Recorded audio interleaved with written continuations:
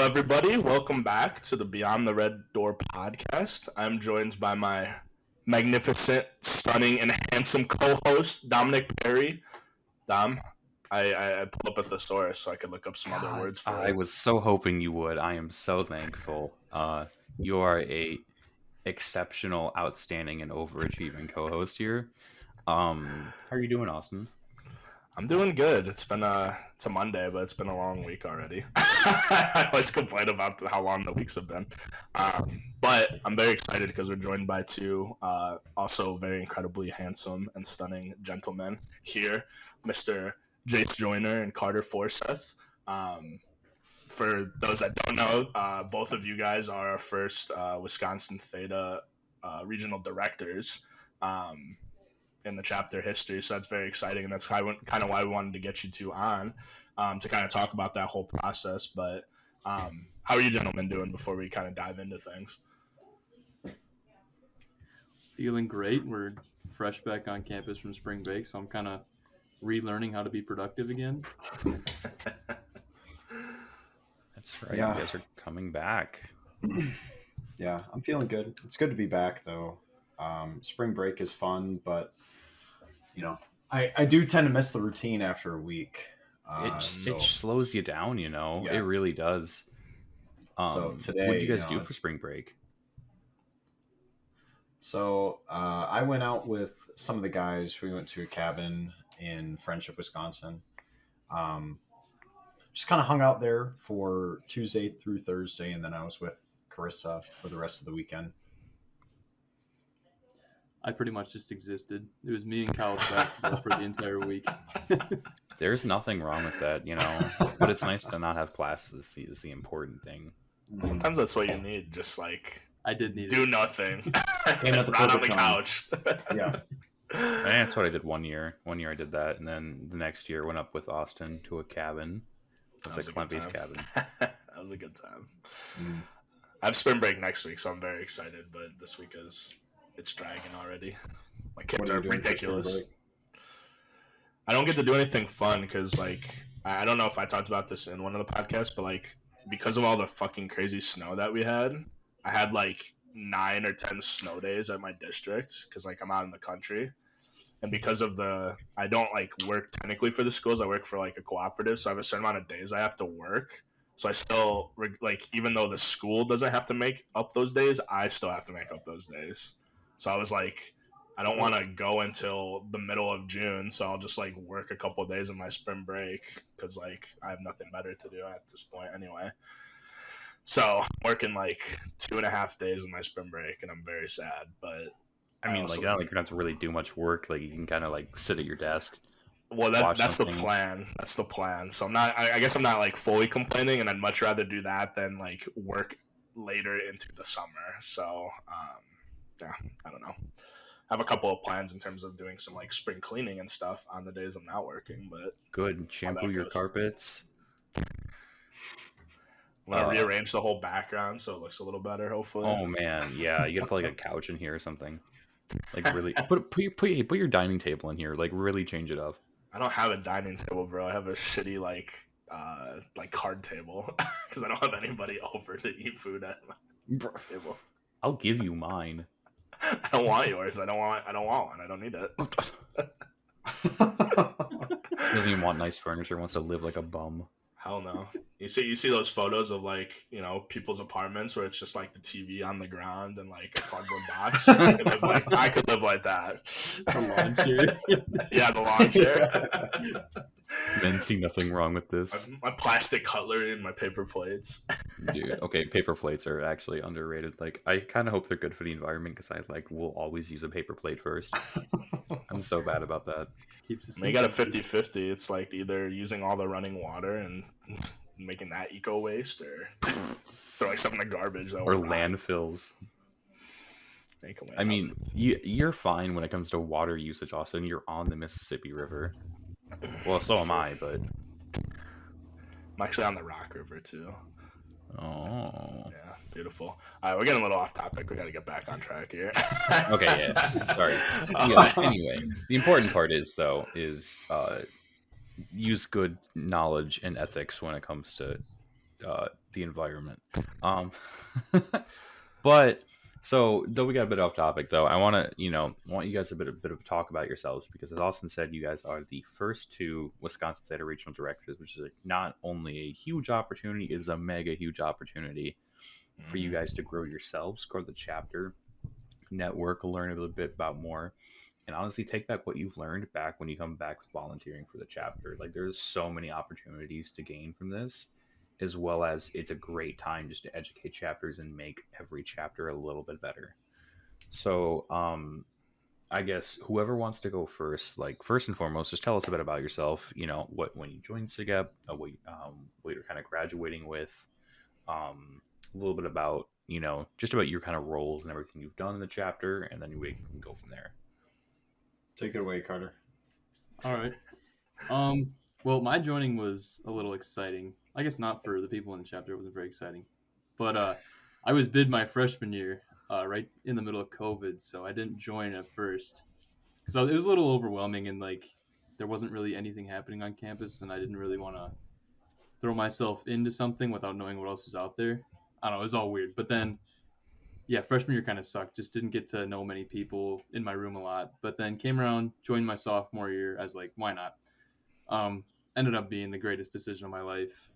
Pretty much where all my opportunities have come from. But I was on the standards board after my first selection term, and then VPR for my second. Because I joined late, didn't get an opportunity to do a third role. Definitely would have if I had the chance. But the whole RD thing really came out of left field for me. Never really put myself in that position. I joked about it. I was like, "Oh, maybe I'll apply to be a regional director this year." Kind of just joking, because we all knew that was a thing. And then Jace and I were both approached about it this last fall, and kind of after talking it through, I was like, "Well, I guess we'll give it a shot." And now here we are. Met nothing but wonderful people throughout the process. But yeah, in terms of, outside of SigEp, people know I'm, like, invested in sports more than anybody else on this world. So like I talked about last week, just watching college basketball. So that's kind of what I'm doing in my free time, watching sports, analyzing everything. Majoring in mechanical engineering, about to finish that. Thank God. It's been one heck of a grind for the last 4 years. That's why my spring breaks end up being things like just staring at the walls and not doing anything. So you're one of the engineers that got out in 4. That's pretty impressive too.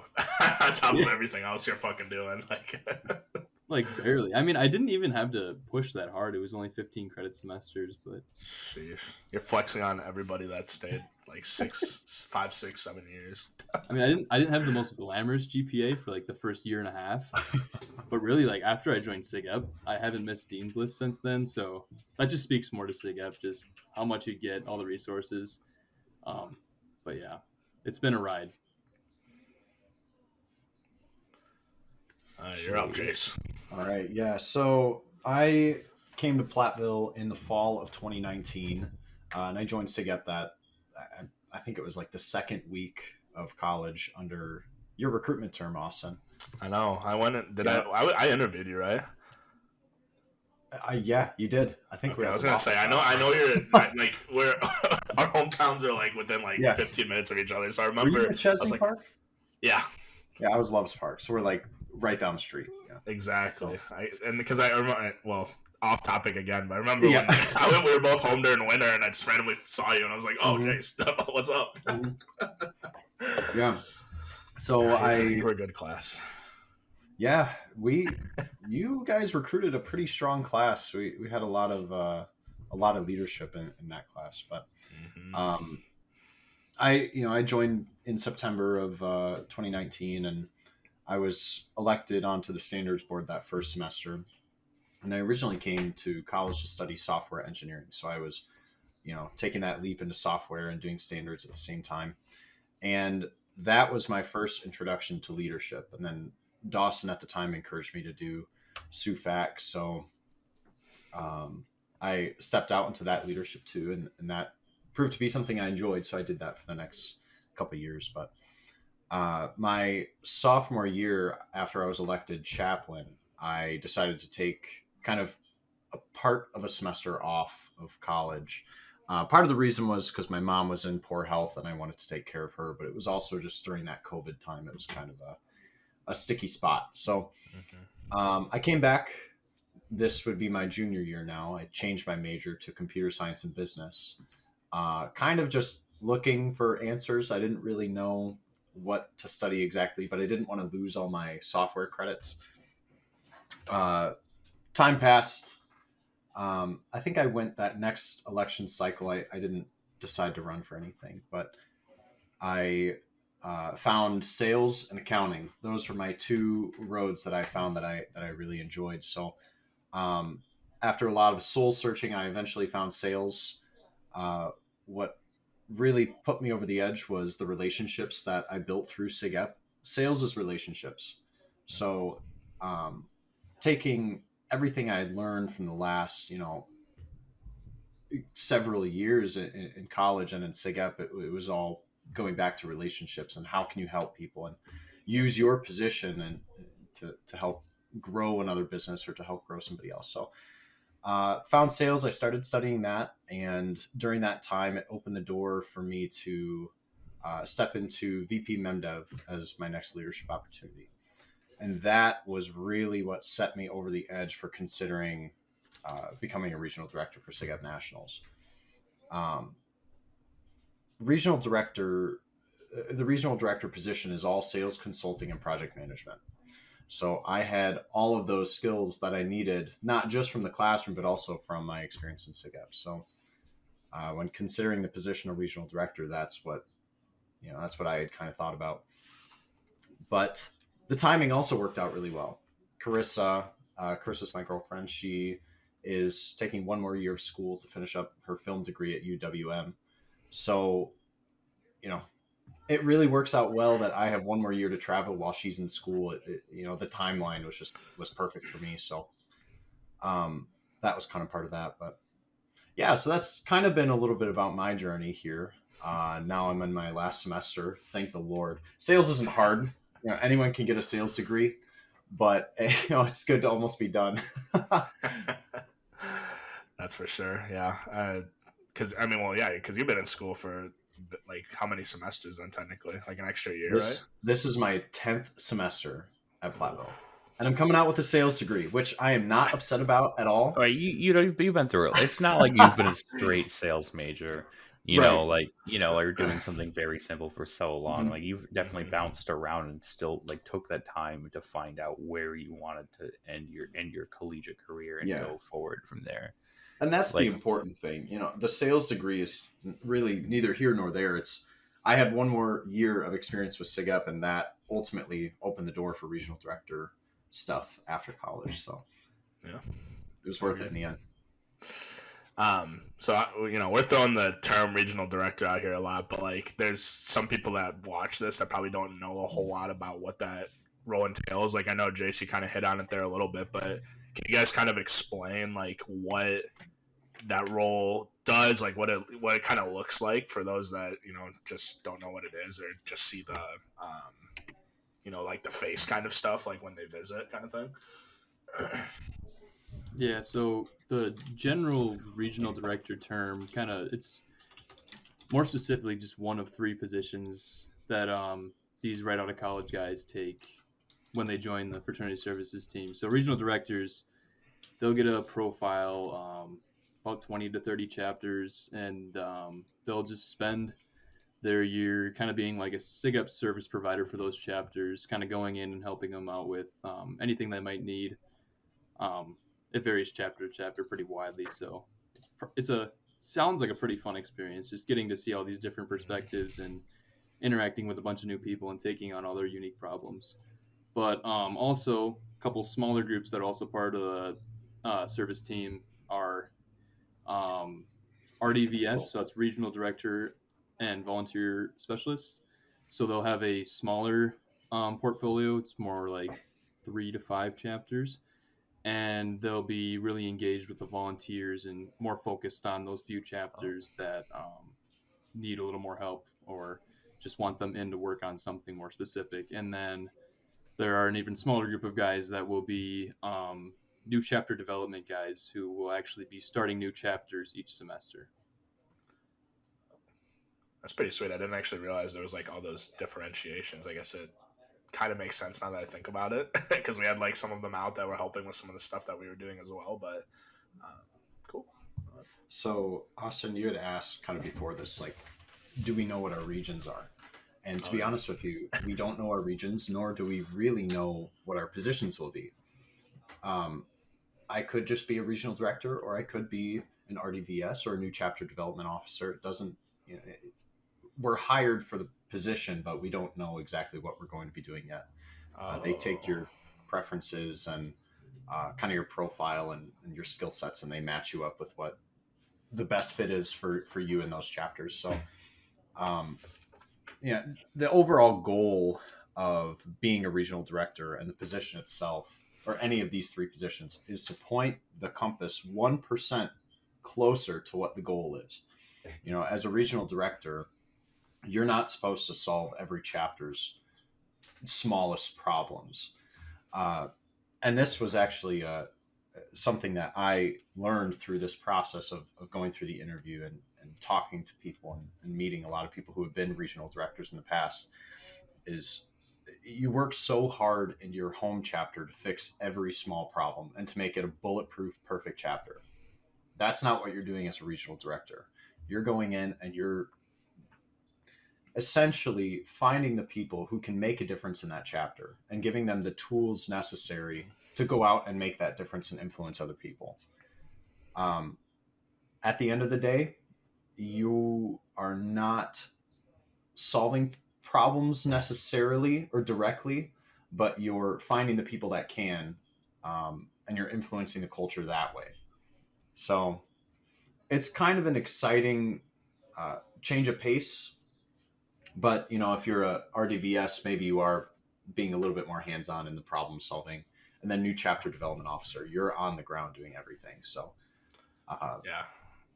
I think that's really cool that they kind of have some of that differentiation. Because like I said, I didn't really know about it until you're talking about it now. But then, like, during my time, like, I think, like, you guys know, like, before, because that was my sophomore year, like, we had the BMS kind of stuff in place, but it wasn't necessarily to where we have it now, where it's like, we're getting hundreds and hundreds of applications and doing all these interviews.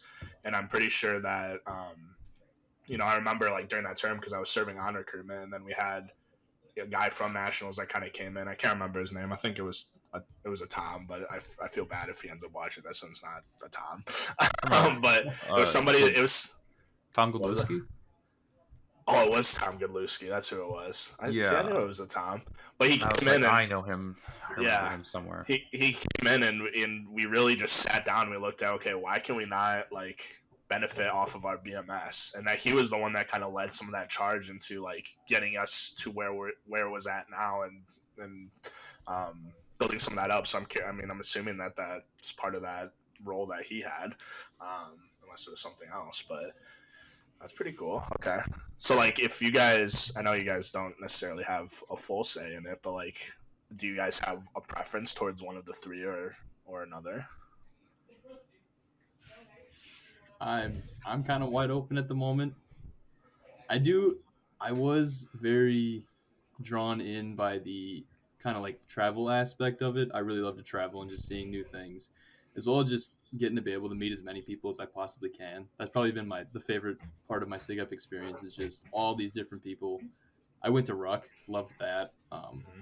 Ended up staying up to, like, 1 a.m, just workshopping random things with these guys. Like, between 10 and whenever you go to sleep at Ruck is, like, your free time, kind of. So, like, you'd think you just kind of hang out and chill, because you're in, like, a room, like, doing work all day, like, trying to become better. And we're out here still talking about SigEp and how everything works and how we could maybe change different things within our chapters. So I just really love meeting new people and kind of hearing about their different experiences. So I think I'd really enjoy the RD role, the regular RD role, but honestly, at the end of the day, it's kind of whatever your profile is and where that best matches up. So if they think there's somewhere that I'll fit, I'm open to it. Yeah, I'm definitely the same way. I think I would, just knowing myself, I think I would not be as successful as a new chapter development officer, just starting new chapters. That'd be a tough one. That would be a really, really tough one. personally, I just think I'd do better as an RDVS or an RD. If I had to choose, I think I'd choose RDVS. I tend to value that just slowing down a little bit and taking a little bit more time with chapters. And if I think I had just a smaller profile, more intentional relationships with those guys, I personally could make a bigger impact. But I'm really looking forward to traveling and having the regional director position and being able to travel to somewhere between 20 and 30 chapters. That's a big network you're growing, not just for yourself, but your brothers. I mean, that's a really once in a lifetime opportunity. So as far as regions go, I would love the South. I was in the South for the summer at an internship, and I love it out there. Southern regions, I'm not sure how those chapters would be. I'm very certain they're unlike Wisconsin Theta to an extent. So, so I'd like a little bit of a difference in perspective there, but I'm not too picky, honestly. You know, honestly though, hey, I will have an extra bedroom for you guys if you ever get settled in the Minneapolis area. You'll be the first to know, Dom. Mm-hmm. Oh yeah, no, I mean, I would happily take care of RDs. You guys are making the chapter better. It's the least I can do.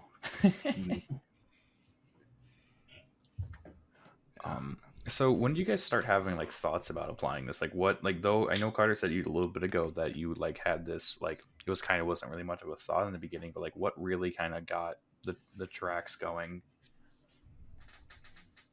Well, our current RD actually pulled us aside while he was here, while he's visiting, and just he said they were interested. I guess they tried to get in contact with me like in September, and I just straight up missed it. And he shows up like late October, I think, maybe early November. I can't remember quite when it was, but he's like, yeah, we've been very interested in getting a hold of you guys and talking about this further. And I was like, all right, I'll give it a shot, just kind of see where it goes. At the time, he said, if nothing else, give the interview process a try because it's very impactful for your future. And quite honestly, it's pretty rigorous. I don't want to talk too much about it because I don't know how much stuff they want out there. But that's fair. But I thought it was really cool. And kind of once I was through it, I was like, well, if nothing else, this has been awesome. And just kind of learned a lot about myself just through the interview process itself. But yeah, kind of was just sprung on us out of nowhere. That's pretty cool. You got to name drop Mr. RD here so he can get his flowers. Oh yeah, Teddy out there. I don't want to talk him up too much. It's gonna get to his head. He's gonna get all the, this guy. But yeah, really props to him to doing a good job of pitching this whole job to us. And I'm the same way. I really didn't think about being a regional director or even applying until he had that conversation with the two of us. He basically just said, apply because it will be a learning opportunity for you. And at the time, I wasn't totally convinced that's what I wanted to do. But after just right when you start talking to those people at Nationals, it's like, this is an excellent way to give back to the fraternity at large, and it's an excellent use of your time. So, Carter, you're totally right. The interview process teaches you a lot about yourself in a very short amount of time. I also won't really talk about it because I'm sure there will be people who will apply to be a regional director watching this. But one thing they value is feedback. So they give you very specific feedback on what you're doing well and what you need to improve on. And it's fantastic. Wonderful. So even if you are not offered the job or you aren't seriously considering the job, just applying and getting your feet wet with being a regional director, they do give you some excellent feedback on ways you can improve. So what did you guys learn about yourselves during the process? I haven't written into your psyche.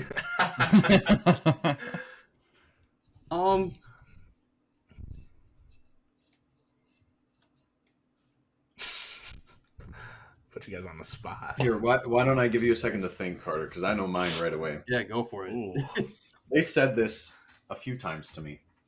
I am too professional when I need to be more. I can see that. What they said to me was, you need to take the tie off. You need to learn how to be yourself. More relaxed. Yeah, so that's just always how I've been. I guess, like, I can be professional when I feel like I need to be, and then not when I don't feel as though I need to be. But going through an interview process, I felt the need to be a little bit more professional than how I actually am. So, I guess I need to learn to be a little bit more casual.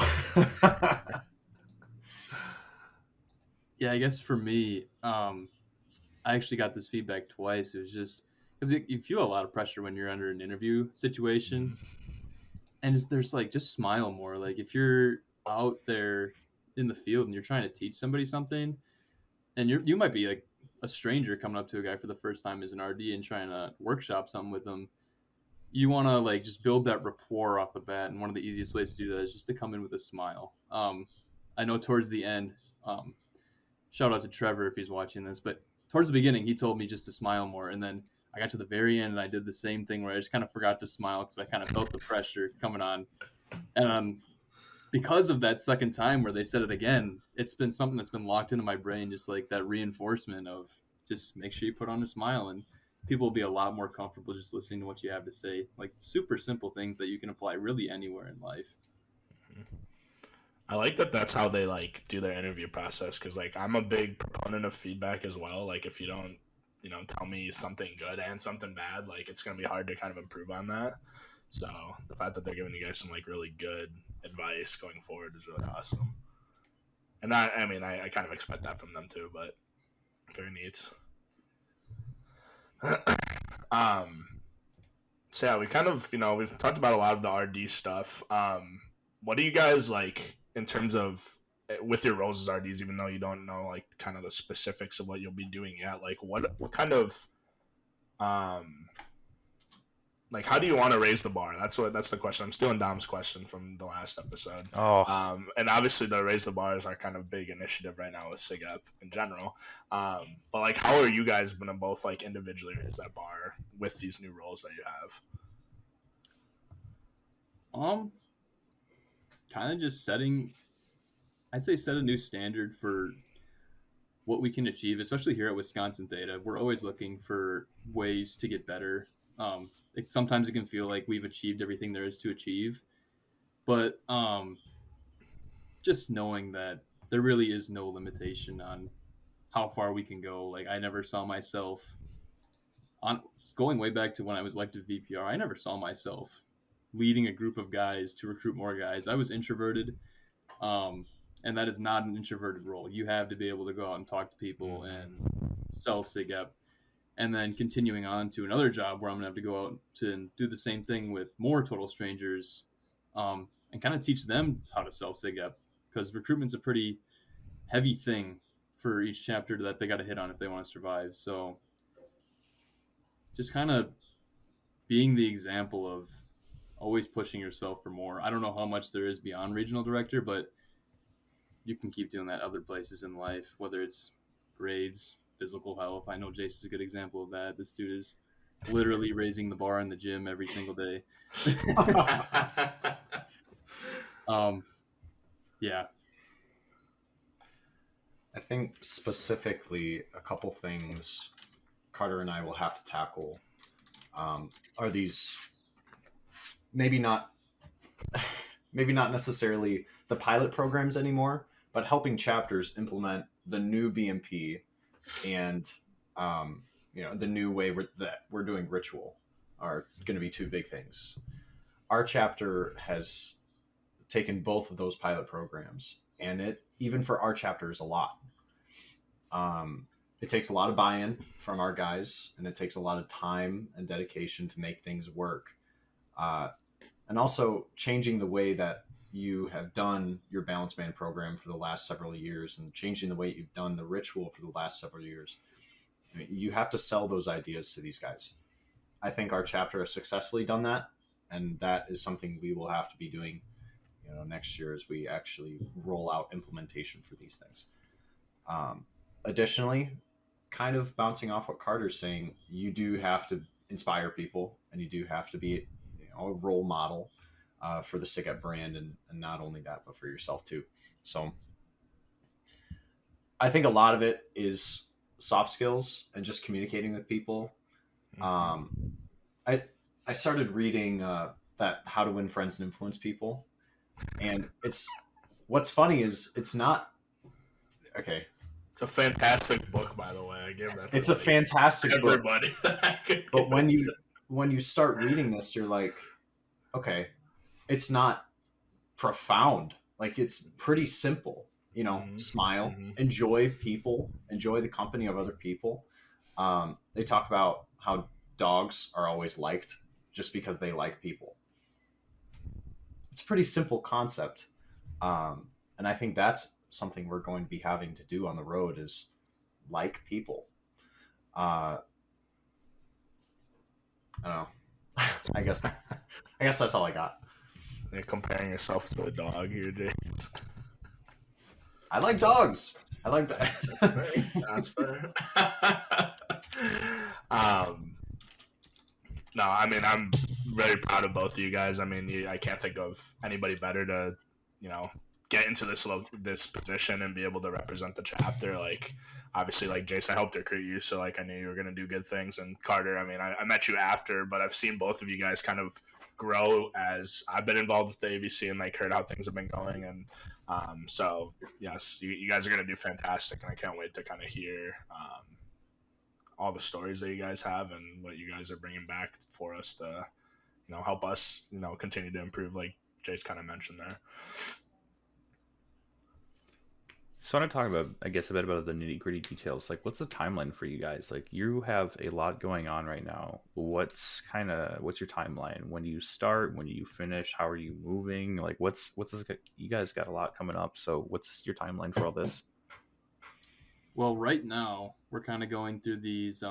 It varies person to person, but it's mostly like monthly staff calls or team calls, and then bi-weekly meetings with one of the managers. So we're kind of getting onboarded as we finish up school here. Yeah. And then we'll be in Richmond first week of June. June 3rd is our official start date. So we'll actually probably be there end of May just to get all moved in and stuff. Wow. Jeez. Yeah. But we spend our summer doing their training program there, taking a class through the University of Richmond.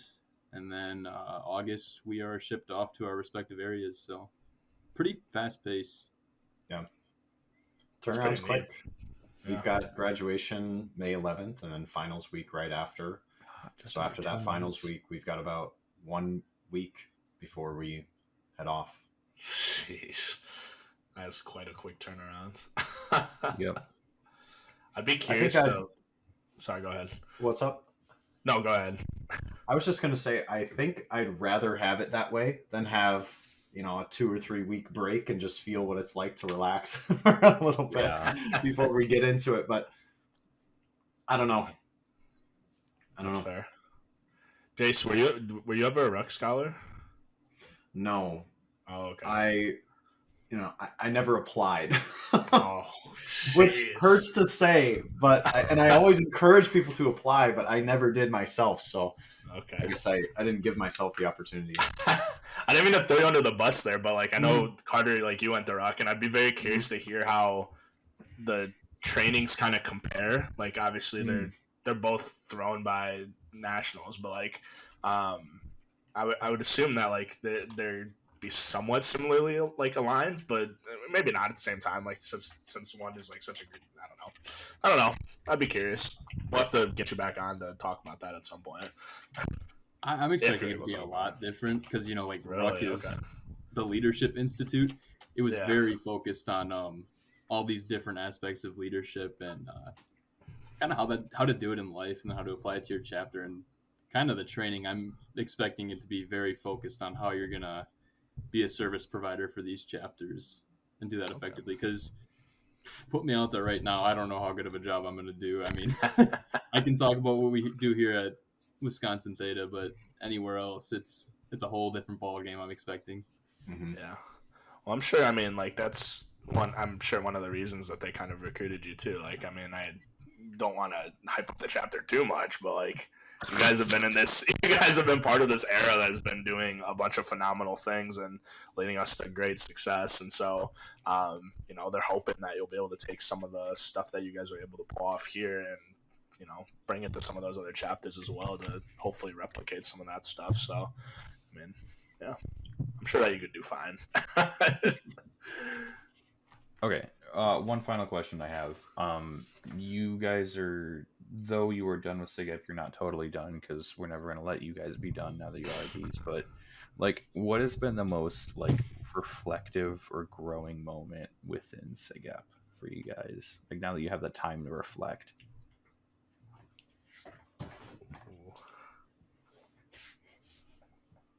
I think it's such a process. It's hard to nail down one moment. But I'd say after I was done with my VPR term, so like wrapping up that fall semester, kind of looking back on how I did things and just thinking about what I would have done differently. Because you have a couple weeks there where you finish up an exec position, you're like, if only I had one more go at this, there's so much stuff I'd do different. I'd do so much better. I'd achieve all these numbers. And I don't know, just kind of figuring out. Obviously, I don't want to do the position again. It's so much work, but I'm glad I'm done with it. But kind of figuring out how to have that foresight going into something and just learning while you're going and changing up how you do things. You can get stuck in one way because, like, you know, it gets the job done. It'll get you X amount of guys, and just always looking for areas you can improve in rather than waiting until it's too late and looking back on it. Yeah, I agree with Carter. It's hard to identify, you know, a specific moment. But I would also say my exact term with VP MemDev was probably where I saw the most growth. You know, I think Brad was a huge influence there. Brad Polzar, the VP MemDev mentor. He helped me identify a lot of areas of growth for myself, particularly with goal setting. When I set goals, they are incredibly ambitious. At the start of my VP MemDev term, I had the goal of individualizing challenges with the BMP program we had. That'd be pretty sick. For, you know, over 40 guys. And that was something that was desirable, but impossible. One person cannot do that. And I found that out the hard way by trying and failing. So Brad walked me through how to set a goal and break it down into bite-sized portions that are actually achievable. And, you know, for being MemDev, that's helpful, but in real life and just in the rest of my life, I'll be able to take those skills and apply that there. So derived off of that were several points of, you know, just personal growth. So I'd say that whole term was where I found the most growth. And like Carter said, also, you look back at the end and you think, wow, if I started this knowing what I know now, things would have been a lot different and a lot more would have gotten done. Thankfully, I'm not handling the implementation of our BMP pilot because that is a headache and that's a handful. So utmost respect to Ryan because I've heard it's a fun time. I've heard it's a quite fun time. Yeah, I would not want to do that. It's a lot, but he's doing a good job. So. This is why I was always a big proponent of like double terms. I was like, man, like, no, beforehand, everyone was just like, as soon as I'm done with my term, like, I do not want to do the position again. And then, like, after, like, some people start doing it, I was like, come on, like, it makes sense, though. Like, you do a lot of reflection, and then if you're able to get it again, like, it gives that opportunity to try again whatever you were trying to do. I had one more question before we got out of here for both of you guys, but we haven't asked this question in a couple of our episodes now, but like, and you guys kind of have shared different pieces of knowledge and stuff throughout this process as well and throughout this interview. But what is like the biggest or like best piece of advice you could give to, you know, anybody that's listening, your other brothers that are undergrads still that, you know, if they're thinking about, I mean, anything. I mean, it could be specialized to like RD stuff too. Like if they want to be RDs in the future, like what's that advice you kind of give, or just any good life advice that you have? Don't sell yourself short. Go after everything you possibly can. Anything that piques your interest, just dive right in and go after it. I don't know if I've completely lived by that advice my entire college career this far, but I'd like to think I've done a pretty good job. When I finally decided to jump into SigEp, I did standards board. I jumped into VPR, even though I never saw myself being good at that. And here we are. It went pretty well. I survived. Honestly, if I wouldn't have taken some risks along the way, I don't think as many doors would be open for me that are right now. So you never know what's on the other side of whatever risk you might take. As uncomfortable as it is, and it's just kind of how you got to live every day. Just go after every opportunity that's before you. Yeah. That's a great piece of advice. I remember listening to a TED Talk where they talked about that. Like, I think the term they used was like leaning into the uncomfortability. Like, you know, it is going to be uncomfortable, and like whatever you do might not change that, but taking an opportunity to at least try, you don't know how it's going to look on the other side, and you might lean into it and find out, oh, like, I'm actually comfortable with this. Like, so I like that advice. Hi, Jace. What about you? Yeah. I've got two. And the first one was something that I talked about a lot, somewhat towards the end of my MemDev term. And it's give yourself the tools to get out of your own way. A lot of what happens when it comes to executive roles or leadership in the chapter is you barricade yourself with feelings of not being confident in yourself, or almost an imposter syndrome, or you feel like you can't do something when you really can, and that disables you from actually doing that thing. So if you can learn to kind of remove yourself from the equation, all the doubts you have and all the lacks of confidence, you can actually do a lot more than you think. And so I would always tell people, like, get out of your own way. And that's kind of my thoughts on the whole ruck thing. Like, I never applied for ruck because I didn't think that I would be considered, or I just never really wanted to for some weird reason, even though I really wanted to go to ruck. I was in my own way.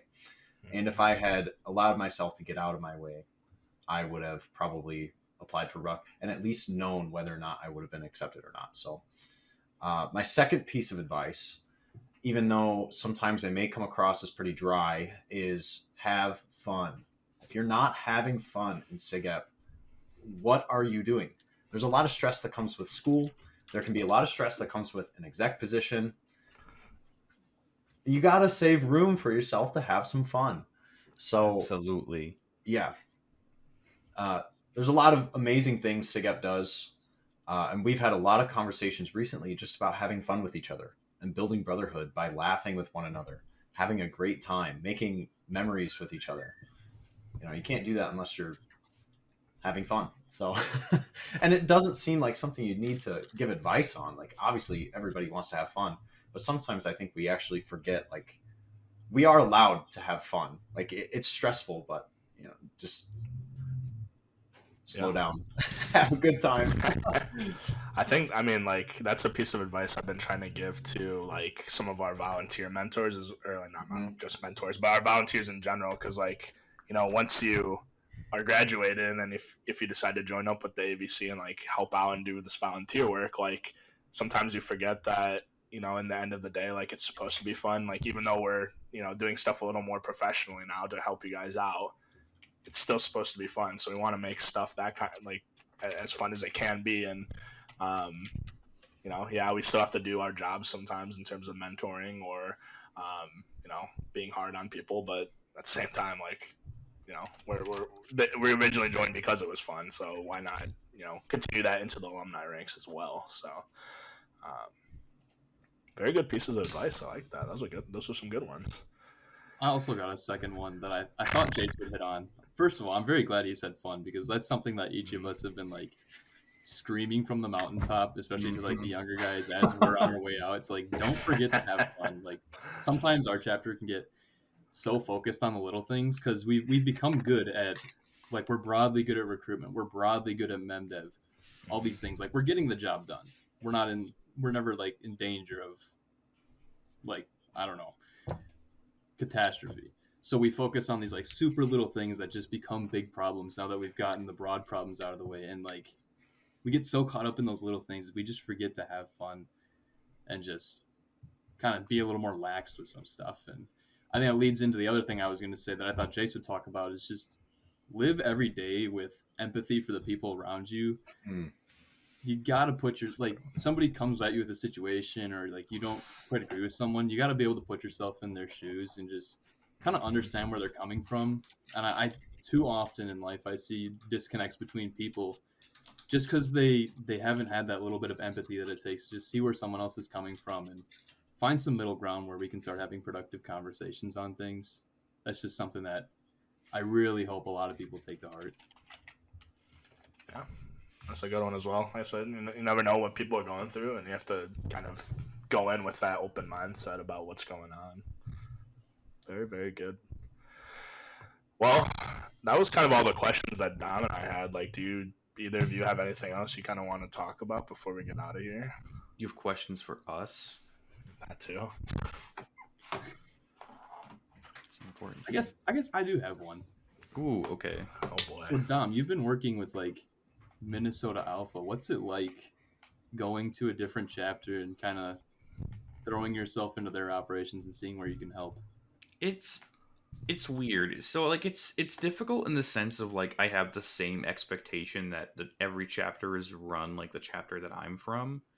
And then when things changes, like I innately want to get frustrated, like, oh, like they're not doing things the way we could have done it, but and then I gotta stop and think and remember, like, these guys have totally different problems than us. They are a far bigger school, far bigger environment than Platteville is. And so it's interesting to kind of get with it, but also I think it kind of gets me to slow down a little bit and not be like, we have to push, because there's so much more going on that they have to deal with than, like for Platteville, the most we have to deal with in like a March or April setting is banquet, and but they have like 30 different other things to worry about. And now with the bigger chapter comes, like more brothers, more different things going on. Like they have to deal with like a food budget for their house, something, we would have wished. Exactly right. So it's different, their problems versus ours. And it's something that I really am enjoying. I'm enjoying the connections that I'm building. But definitely I still have that hunger. Like I always want to do more for each chapter. Like I want to do more than just be a balanced man steward. I want to do more than be like a helping hand. Like I'd love to help out more nationally, but like, it's different right now what's going on. So I love it. I really do. I think I love being a part of something completely different than I'm used to, but like, it's definitely like I want to keep pushing for more. So like it gets me that hunger of like I want to keep doing more for these chapters. I want to keep like, I want you to contact me every chance you get, like tell me what's going on so I can help the chapter. I'm gonna steal that question because like we're hoping to reconnect with Nick Korberg here soon for another episode, and he's kind of in the same boat with Pitt. And he and I have been talking recently about some different stuff because like their situation is like completely different. And I was like, oh well, I don't really have good advice for you, but like here's some kind of different things. So I'm curious on how he would respond to that answer, because that's also a pretty big university as well, and definitely different dynamics. But I should get it. It's a lot of fun to do at different chapters. So with me being the balanced man steward, I'm now able to, first and foremost, I present on what the BMP is every year, and I feel I have a really good understanding of what the BMP is. I give everyone that kind of general run through what's going to change, how things are changing. Thank goodness the district governor, Matt Beck, comes to these exec retreats where I can present it, because I'm like, Matt, what's changing? What's going on? Can you talk about this? So he kind of also ropes the chapter in as well and really helps give that out. And but it's a really good dynamic to definitely, like, you don't start learning things until you teach it. And once you're really teaching SigEp and teaching the Balanced Man program and teaching all of these things, you really don't know exactly what's going on. But now that you're speaking it constantly, you're finally able to understand of what, like, it really means. And it's like, that's been super, super knowledgeable. Because, like, you know, me being vice president of member development, like, yeah, I talked about it, but not really. Like, I wasn't like hounding down, you know, what the Balanced Man program was and what it stood for. But like, me trying to teach kids that have never really, like, I don't know, so maybe some of them have never looked at their LROB, for instance, you know. It's just kind of like giving them that, like, oh my god kind of moment is really, really, like, helping me realize, you know, like, what it actually all means. So it's just it's a good eye-opener, and I really encourage you guys to, like, get some big involvement in other chapters if you can, because Platteville is phenomenal and it's really, really great, but like, you're not going to learn until you're outside of your comfort zone, outside of your environment. I've been able to work with multiple chapters now, you know, beyond just the two, you know, whether serving in as like a standards board or like an alumni, you know, mentorship kind of thing, a career coach. Career coach is great, but some kids don't respond, so be prepared for that. But get outside the chapter. Like, that's solid advice for you guys, especially now that you guys were RDs. Like, you'll have a full, like, knowledgeable, like, understanding of, like, getting outside of your chapter comfort zone, because no chapter is like ours, and it's the same for every chapter across the board. Every chapter has their own problems, their own university. You know, I mean, Platteville's just a weird special university. I don't know how to describe it. Very true. Yeah. Well, anything else you guys want to ask? I guess maybe I have a final remark. Yes, maybe. Go right ahead. I was gonna say let you guys pitch yourselves and get on the soapbox. So, you know, there's obviously a lot that comes with being a regional director, and I think originally, and it still is true, is I'm doing this to help people because, you know, I was so perfectly in this opportunity where so many people could pour into me and I could develop myself in the ways I wanted to develop. So if you can be that one person that might, you know, tip the scales for one person, that is a huge, huge thing. And I have this little thing on my board. It says make a difference. And that's all it says. Because, you know, what is making a difference? I mean, how do you cause a ripple? Could be something as simple as just changing one person's life. One moment that changes one person's life. And if you have an opportunity to do that for hundreds of young college guys, like, why would you not take that? Even if it's just for a short time. So one of the pieces of advice I was given during my interview process as well is slow down, and not, you know, in the literal sense of I'm talking too fast or I'm going too fast, but slow down, understand empathy, understand chapter culture, understand exactly who you're talking to, because if you're going to be in a position to give somebody advice, you want to make sure you really know what the situation is. So you need to slow down.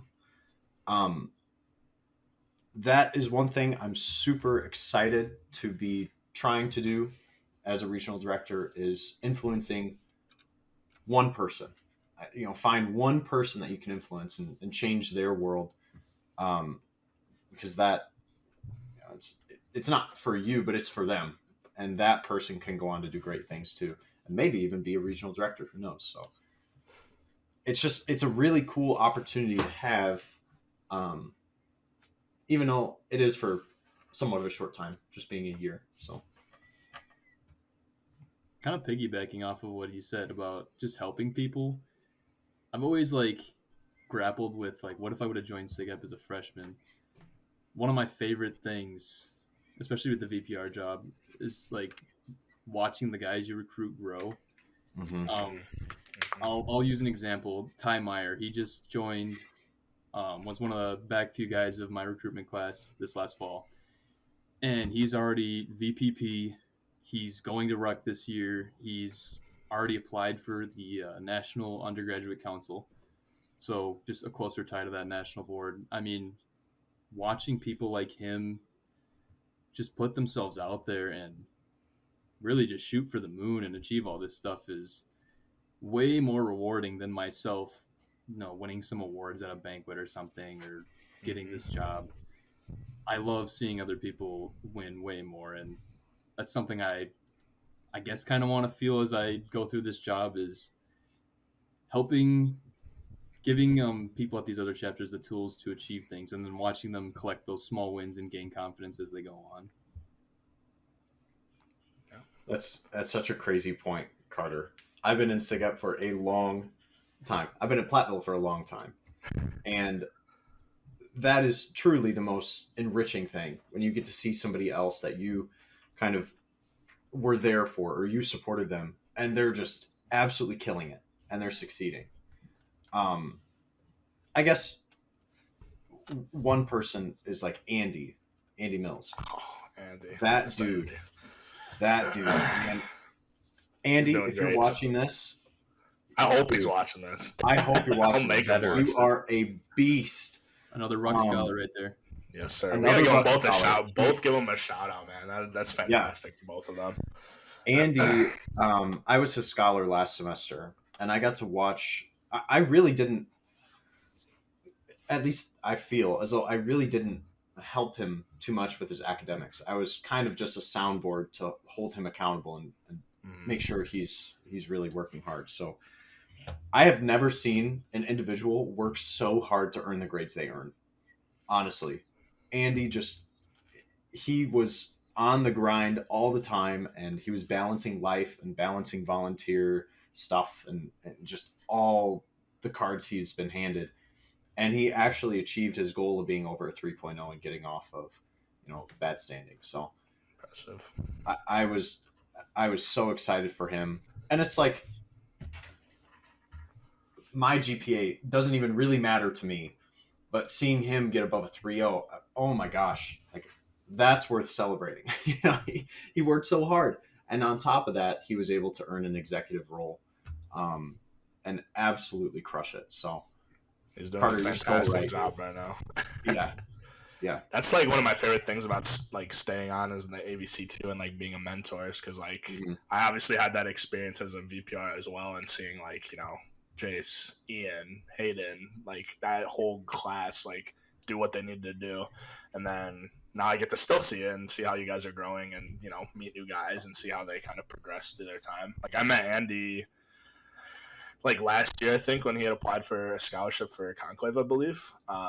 So I had reached out to him then because, he obviously did enough to impress us, and then now he's where he's at, and I'm working pretty closely with him as his VP of comms kind of mentor, and like I said, he's killing it, so very awesome.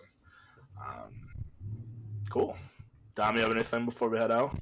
No, I think I'm good, honestly. You guys have been just killing it, and I appreciate the conversations with all this. We've just kind of twisting and turning and adding things as we need to go. So it's been a phenomenal time talking to you both, and I really appreciate you guys jumping on your very busy Monday nights.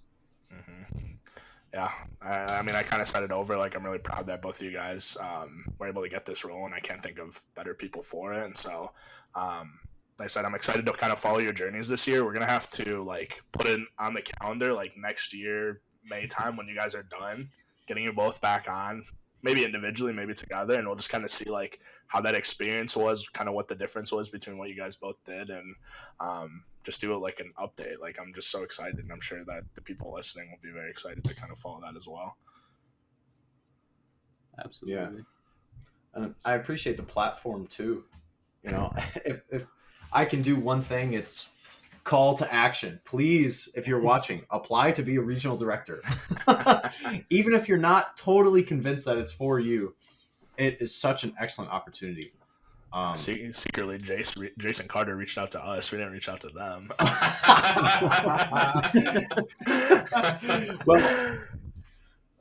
So yeah, I appreciate the time, you guys. Thanks. Of course. Like I said, I mean, we've had a really good like cast of people that have come in these last couple episodes, and so like, it's gonna be awesome. Very excited. Alrighty, well, thank you guys for stepping on again, and like I said, we're excited to see where this journey kind of goes for you guys, and we'll definitely reconvene when it gets to that point. Very hyped for it. Sweet. Yeah. Well, we'll see you guys later. Have a good night. Take care. See you later.